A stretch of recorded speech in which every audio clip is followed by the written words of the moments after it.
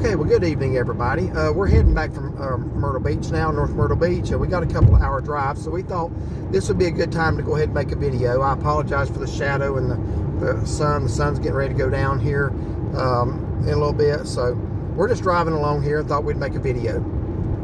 And I've been telling a couple of y'all who's been asking about the issue of filming in the national parks that I've been going back and forth with somebody from the Great Smoky Mountains National Park. Started off through emails. Then I was given a number by this person to call and speak directly to them, which I did do yesterday. I called and spoke with them for 15-20 minutes probably, trying to gain some clarity on this issue. So I'm going to tell you what I've learned. Now, just a little bit of brief background. We made a part 1 video the other Friday night, I guess maybe a week ago, this past Friday night. 2 weeks maybe. 2, I think. Yeah. When I first heard about this, we had just gotten home from doing our shopping that evening, and, excuse me, 2 people had contacted us about not being able to film in the national park anymore, and I couldn't believe it. I thought that can't be correct, because we've been doing it. A lot of other people are doing it. We have learned of hikes we wanted to go on through watching other people's videos, and I just couldn't believe that there would be a law saying we can't record in the national parks. So, and there's not. What the law is that if you upload it to a channel that is monetized, such as our YouTube channel recently became monetized just a couple of months ago. We did this for over 2 years without being, and we were turned down twice. Finally got approval on the third request. Don't even know why we were turned down. So basically, if it's uploaded to a form of social media, or even if you earn a nickel off of it, that's considered against the law. If you're not making anything off of it, you can record away. That's basically what it is. So we've been doing this since December 2020, and thankfully all of our videos that we've done inside the national park failed during the time that it was not required. See, the law about needing a permit has been in place for years. We didn't even know that. But it was challenged in a lawsuit, Price versus Barr, maybe, I think. I'd have to go back and look again, the name. But I may be confusing 2 lawsuits there. But a man decided to sue and won. So the court ruled in favor of the man who sued the national parks and said, look, these laws were initially put in place for film production crews, things that require props, vast amounts of equipment, ranger assistance, things like that. Big time productions or documentaries. That is what the laws were initially put in place for. Well, once the video quality of cameras on like phones and things like that started improving, and some of these other social media platforms started coming out, people started doing that. So what happened was they tried to extend the law to those people as well. Well, the guy sued, he won. So during the time that all of our previous national park videos were made, we were in the time period where we didn't need the permit. So we're good on that, with the exception of our most recent, which was our snow drive up to Newfound Gap just a few weeks ago. And at that time, we were not aware that as of October 28th of last year, another court had overruled the previous decision and ruled in favor of the national parks, meaning that we were technically by law supposed to have a permit for filming that. We were unaware of this until we got home the other Friday night. We had no idea. So all of our videos are safe except for that one, as far as I can tell, that was filmed inside the national park. Now, so we got a little concerned about this, and a lot of you have voiced concerns about it. 98% of the people who have commented, other than a handful of people who just want to argue, understand that the national parks are supposed to be owned by the taxpayers, and there shouldn't be any restrictions on filming there. So I wanted some clarity on this, because you can hear anything on the internet. So I reached out to the Great Smoky Mountains National Park, and I came across someone. I'm not going to call their name. I'm not going to mention if it was a man or a woman, because I just want to keep them anonymous. But this is not hearing it through a friend of a friend. This is actually somebody within the Smokies who is an expert on this topic. So I just want to say that. So I spoke with them by email and then by telephone yesterday. Very nice, very helpful. So I'm going to go ahead and tell you what we were told that's helped us have some clarity and make our decision. I also want to clear up a question that a lot of people have had that I believe I did get some clarity on. Now, at the outset, I want to say we're not advising, that sounds at a really bad angle right now, I'm sorry. We're not advising anybody else what to do on their channel. We're simply telling you what we have found out. Do you have anything you want to say? No, keep going. Okay. I reached out. I'm going to read you some excerpts from the email, first of all. I reached out to this person, or actually I just reached out to the national park. I didn't know who would be responding. And I did this immediately right after this came out. And I finally got a response back this week. And since then, I've gotten daily responses back from this person who was very willing to help. So this person reached out. And the first email I got from him was very encouraging. And here's what it says. This is just an excerpt. It says, I am not sure what you have heard or where you've gotten your information, but I sure would be interested in seeing what you are seeing. We have received a couple of emails similar to yours, so other people have been contacted, none of which have shared with us their source of information. I can say that I'm unaware of any type of ordinance or ruling which has prohibited filming in the national parks. And trust me, if there was one, I would have been one of the first to know, considering I work at the busiest and best national park in the country. We do not restrict what platforms you are able to post your projects on either. Now, that sounded very encouraging. So my first thought then is, you know what, maybe this is all a big misunderstanding. Maybe just something's getting started here and spreading like wildfire, and it might not even be right. So maybe all this worry, stress was for nothing. But then right after that, after saying we don't restrict what platforms you're able to post it, it says, I am happy to work with you for any filming endeavors you may have. I'm attaching an application for a permit. So naturally, in my mind, that brings the question of, wait a minute. If there is no law telling us what we can and can't do and where we can upload it, why do I need the permit? So I wrote back and said, you do understand that we're talking about uploading to a channel that's monetized. So that did change things. Basically, if you have a YouTube channel or whatever and it's not monetized, you ain't got anything to worry about. I think that, are you still supposed to get the permit?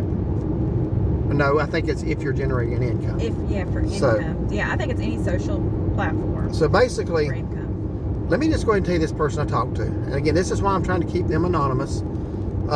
So I will be referring to them as the park official or the official or they or them going forward. And if I do slip up and give a name or say if it's a male or female, I'm going to edit that part out because I do want to protect their anonymity. So I just want to say that they expressed to us personally strong agreement with our position. So I want to say, if you do contact the Smoky Mountain National Park, like others have said, don't take it out on them. Most of them don't even agree with this. Okay. Most of them believe we ought to be able to film there and do what we want with it. So this person expressed that to me. They actually agree. They're basically the same as we are religiously, politically. They've expressed some things. This is why I want to keep them anonymous, because they too expressed some concern about government overreach and how they had to be concerned for their own freedom a couple of years ago when certain mandates were trying to be pushed through, telling people what to do with their bodies. Let me just leave it at that. So they said they were dismayed at some of the things that they had to face themselves. So this is why I want to be very careful not to reveal who they are. So they were basically saying, look, I side with you. So after several emails back and forth, I was starting to read between the lines a little bit, because in their capacity in their job, they have to tell us what, they can't tell us to go against the law. They have to tell us what the law requires. But there were other things being said too, like, well, let me be careful how I word this. Basically, here's the law, but you're not a target. That's what I got from the emails, and I certainly got that in the conversation on the phone yesterday. So I did call this person. They were very gracious to talk to me again, 15-20 minutes, allowed me to ask my questions, and this person admitted me. They said that yes, initially when these laws were put in place, nobody was thinking about YouTube or TikTok or anything like that. It was for film production, and it was to protect the designated wilderness areas in the national park.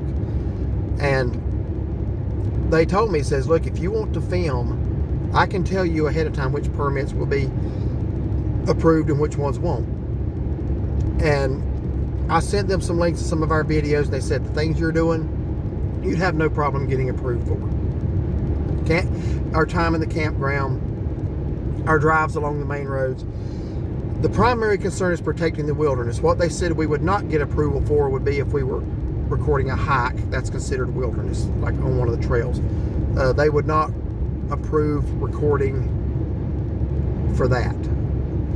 And I asked them, I said, you do realize there's hundreds of videos out there. With some of the hikes we've done in the Smokies are because we saw videos on them. You know, you can read in a book how a trail's rated, but until you see it in person on a video, you have no idea what the trail's like. But because of these videos, it helps you to see, do I want to do that hike? Do I not?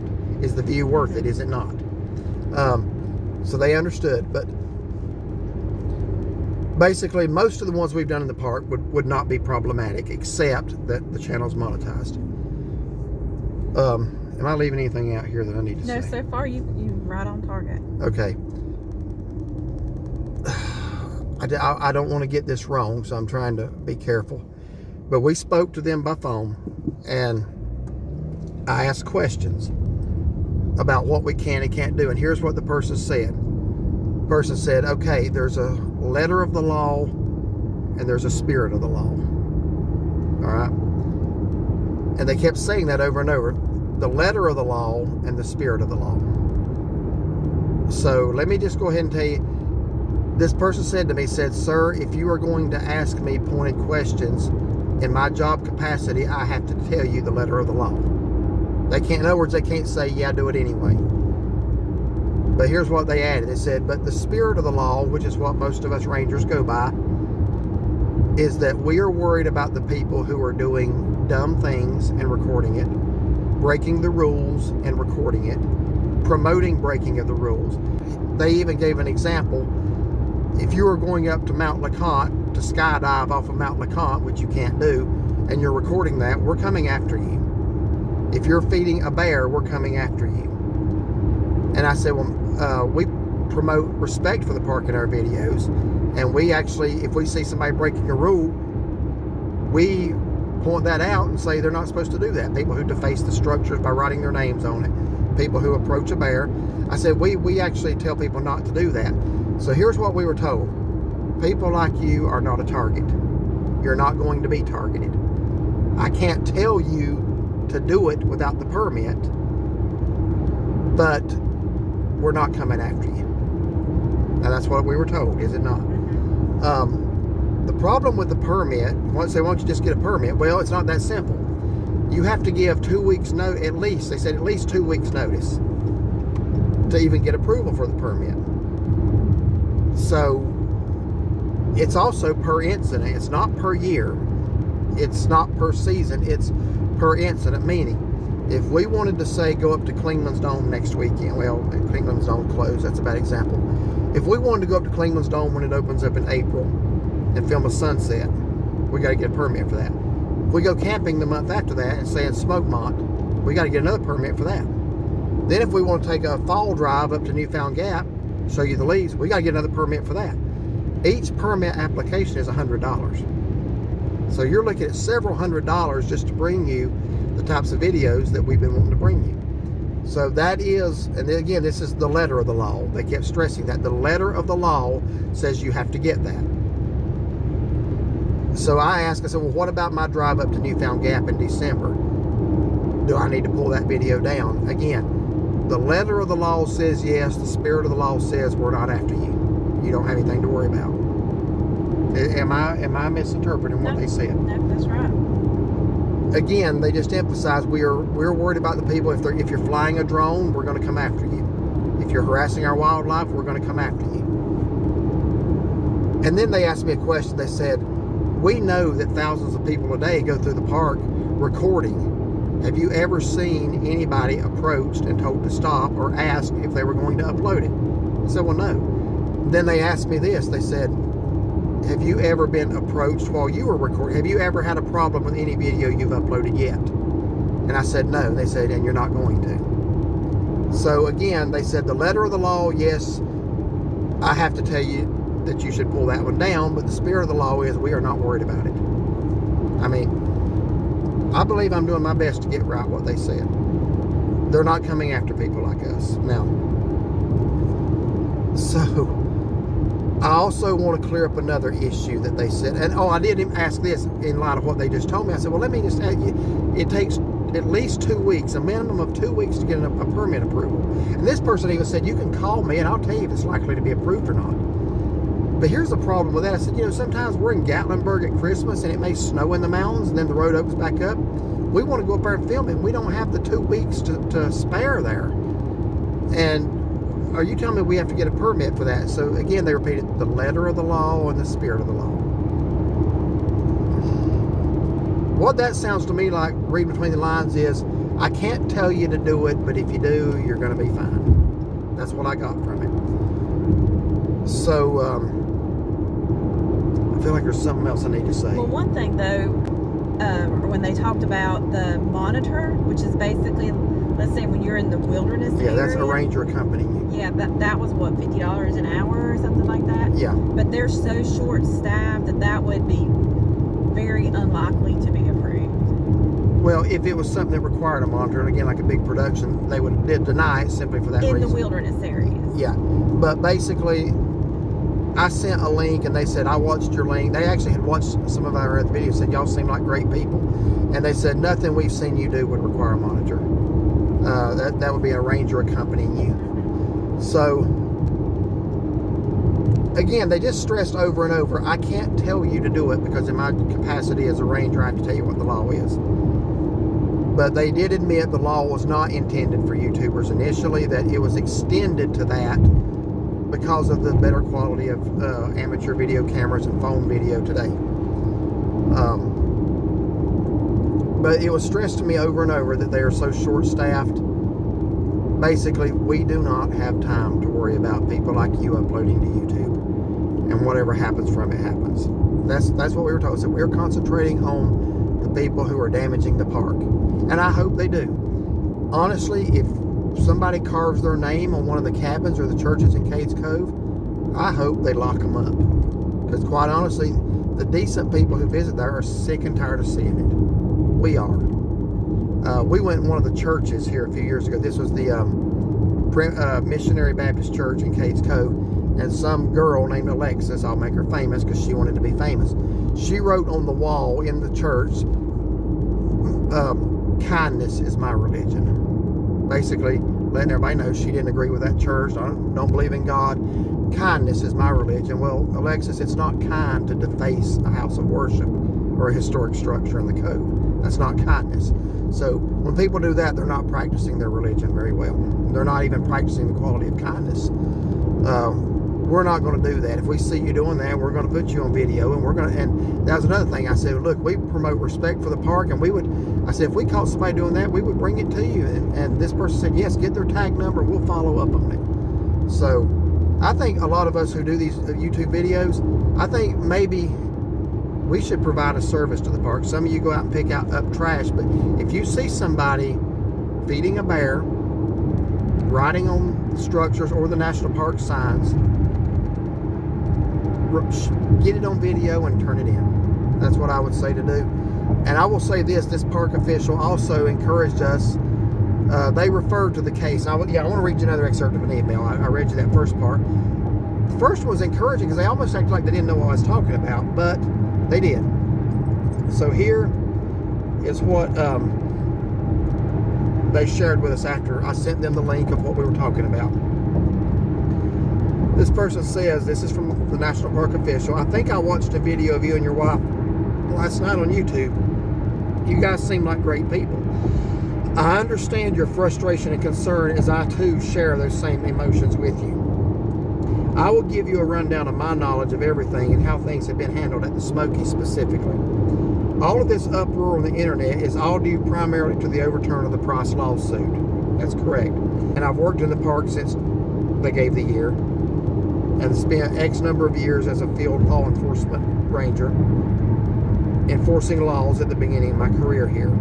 I can tell you that nothing new has happened. All commercial filming, which is anything that generates income, has always required a filming permit up until the Price lawsuit. 10 plus years ago, it was clear what commercial filming entailed. However, with the introduction of incredible video cameras on cell phones and the creation of for-profit social media platforms, all of that became very gray and difficult for employees to possibly enforce. I, for one, this is the park official, I, for one, was very excited about the Price lawsuit, as I felt like it finally addressed these small-scale productions. What this person's saying is, I'm glad Price sued and got a result in his favor. With Price, any production crew under 5 people were allowed to film without a permit, as long as no props were being used and they were not filming in wilderness. I loved it. This is the park official saying that. Because of the Wilderness Act, we have a very strict guideline on what commercial filming we can allow legally in the Smokies. And to be honest, most commercial filming requests are denied because of the Wilderness Act and what the film crew is requesting to do. Over 90% of the Smokies lies within designated wilderness, so we are very limited on what we can legally allow. The video link you provided, referring to the one I sent them, would be a video production which I could totally approve, as it would remain completely in our front country and outside of wilderness. It's a perfect example of why I felt Price worked. What this person says, I'm on your side, okay? On the flip side, when we do authorize commercial filming, use of props or large film crews, we typically have to assign a monitor, which is $50 an hour. Because we're so short-staffed by our own internal policy, we cannot pull rangers from the field to serve as monitors. Basically, they're saying you would need a monitor in your case. So they go on to say, I will be perfectly honest, before the Price lawsuit, I can tell you that someone holding an iPhone without a production crew, filming equipment, lights, etc., props or models, was never contacted by our rangers, because why would they be? It would be assumed they were just general visitors filming their family vacations, which is what we do. Do you really think, they asked me this, do you really think we have the time to interrogate every single person holding an iPhone? No, that was never my point. I don't believe you do. I don't believe a ranger is going to come up and stop anybody from filming. My question and concern is, if it's uploaded later on, and it's seen, can there be a repercussion? So they closed it by saying, with that said, by the letter of the law, there's that phrase they use, any commercial filming requires a permit. I hope this helps. So I called, talked to them, and I just asked them, okay, we're in town, we're a spur of the moment, we want to take a ride up and see the snow, Cherokee Orchard Road or whatever. That's where you don't have time to get the permit. You're either going to do it or not. So I did ask this one question, because this is one a lot of people have said. I'm going to have to wrap this video up pretty quick. If we have a monetized channel and we film in the national park, if we simply don't monetize that video, we're okay. And I said, we're okay, right? And the answer was correct. So a lot of people were saying that there could be an issue that even though you're not monetizing that particular video because you're making money in an indirect way, I was assured that's not a problem. That if we, because I had considered starting another channel just for that and not monetizing it. But I did ask, I said, look, if we don't monetize these particular videos done in the park, we're not going to have a problem, correct? And the answer was correct. So I think that's the route we've kind of decided to go. For that reason, I had seen another YouTuber say that was what they were going to do. I wanted to hear it from somebody who could tell me if that was okay. I feel like I did. So going forward, when we're in the national park, we will film. Obviously, if we do a hike, we will not monetize it. And again, the spirit of the law is what they kept stressing. Basically, here's what we got. The letter of the law says you either got to have a permit or you can't upload it to a monetized channel. The spirit of the law is you're not the ones we're going to target. I think that about summarizes it. It does. It does. So, do you have anything you want to add? No, I think you covered it quite well. It's heartbreaking for us to we've had literally, I don't know, 150 messages, 200 comments or messages. We've had both. I'll be honest with you, and don't take this wrong, y'all. I've never had so many comments and messages in my life until I made that video. And it was overwhelming trying to answer all of them. Mm-hmm. Some of them I probably missed. If I did, it's not personal. It's just I was literally answering hundreds of messages for about 3 days, probably every bit of spare time I had. Yeah. This person also still recommended writing your senators. I'm glad you brought that up. Whomever to overturn this. Basically, this person agrees with us. And they said, we encourage you to tell everyone to write and have this law changed. Because here's what they said. They said the law needs to be rewritten. That they referred back to that Price lawsuit and said that's why I loved it, because it allowed people like you, up to 5 people with no special equipment or props, to do what you wanted to do. So this is not, please don't go to the Smokies and start blasting the Rangers. Because what I was told was, it said most of us do not agree with this. We do not want to spend our time trying to scour social media for this. But basically, if something comes to their attention where somebody's, like if I'm recording her going up to a bear and feeding it, and somebody reports that, we're in trouble, as we should be. All right, and we're not going to do that. If you go back to our Newfound Gap drive back was that April, May, spring? April, I think. There was a black bear on the side of the road. And some guy goes across the road, approaches the bear. Fortunately for him, it ran off into the woods. It might have been a little more interesting if it hadn't. I don't want to see nobody hurt, but I would like to have seen him scared. Remember those guys in Cades Cove? They went up after a bear, and next thing you know, they come running back, tumbling back down the hill. That's funny to watch. I wish I had my camera out. If people want to act dumb, then, play stupid games, win stupid prizes, right? So I filmed that guy doing that and said, this is what you do not do. I should have turned it in. I didn't. But look, there are park rules that are reasonable. There are park rules that have to be in place for the safety and enjoyment, not just to the visitors, but for the animals. If a person ain't got any better sense than to approach a bear, I don't know if there's help for them or not. I really don't. Bears are nice to look at, but you don't go up and try to pet one. They're not animals. I mean, they're animals. They're not the wild animals. Yeah, they're not cuddly animals. They are animals. I didn't mean they're not animals. Yeah. So, but yes, this person actually said encourage people to write their congressman and demand that the laws be rewritten. So, folks, they're not really against us, and they're not targeting people who do the park a service. So that helped us feel a little better about it. We did have a hike planned for June. I would still like to be able to do that hike. We will record it. We will not monetize it. So that's where that's at. So anything else? I'm glad you brought that point up. I think everything else was covered very good. Okay. So again, most of our filming is not done in the national park. There's still a lot of things we can do. But some of you have written to us and said, this is the only way we go anymore.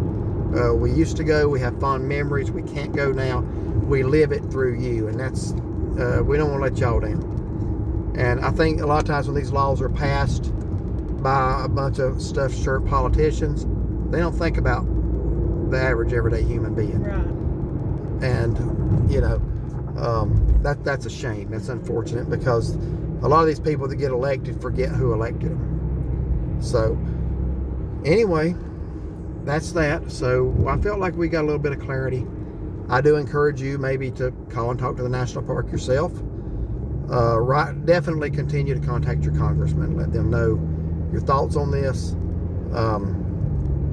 That's all I got to say. So thank y'all for watching. Like and subscribe. And find us on Facebook. Have a good day.